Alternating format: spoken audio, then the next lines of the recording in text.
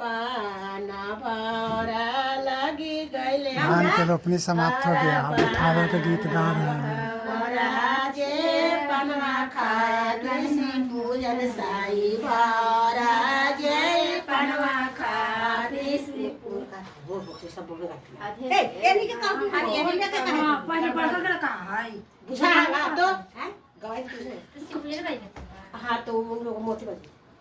अजी अभी अपनी सगा बता करिया गाओ ना मिसे आई नया तारा बारा लागी गईले डटहारा पाना भरा लागी गईले डटहारा पाना भरा जे पनवा खाती सी पूजन साई भरा जे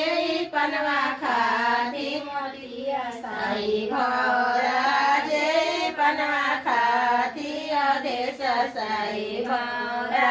पाना भले बाती सोरंगदार भरा भिजले बाती सोरंगदार भरा पाना बाजे खड़ेरा न पीतिया गिरा